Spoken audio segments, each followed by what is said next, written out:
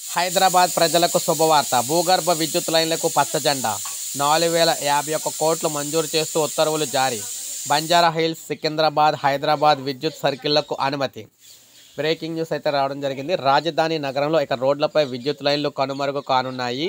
వాటిని భూగర్భంలో నుంచి వేసేందుకు ప్రభుత్వం అనుమతినిస్తూ కీలక ఉత్తర్వులు ఇచ్చింది.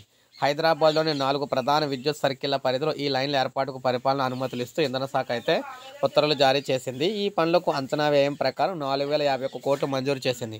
ఈ సొమ్మును అంతర్గత వనరుల నుంచి కానీ లేదా కొత్తగా రుణాలు సమీకరించి కానీ చేపట్టాలని దక్షిణ తెలంగాణ విద్యుత్ పంపిణీ సంస్థకు ఉత్తర్వులు అయితే సూచించింది. టెలికాం, ఫైబర్, ఇంటర్నెట్ కేబుల్ వేసి సేవలందించే సంస్థలను భాగస్వాములుగా చేర్చుకొని వ్యయాన్ని పంచుకోవాలని దక్షిణ డిస్కం సూచించిందనమాట. బంజారా హిల్స్, సికింద్రాబాద్, దక్షిణ హైదరాబాద్, మధ్య హైదరాబాద్ విద్యుత్ సర్కిల్లోని ప్రధాన రహదారులపై ఉన్న 1133 kV లో టెన్షన్ విద్యుత్ వైర్లన్నీ కూడా భూగర్భం నుంచి వేయాలంది. దీనివల్ల నాణ్యమైన కరెంటు సరఫరాతో పాటు నిర్వహణ వ్యయం తగ్గుతుందని కూడా వివరించింది.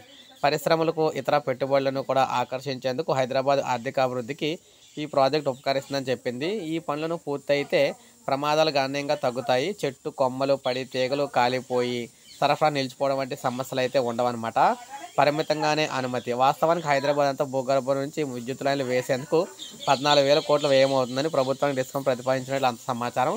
కానీ రాష్ట్ర అంతర్గత మంత్రివర్గ సమావేశంలో ఒకేసారి మొత్తం పనులు ఏకపక్షంగా చేపట్టడం అమాత్యుల నుంచి అభ్యంతరాలు రావడంతో తొలుత ప్రయోగాత్మకంగా ప్రధాన నగర ప్రాంతాల్లో చేపట్టాలని చెప్పి సూచించినట్టు తెలుస్తుంది.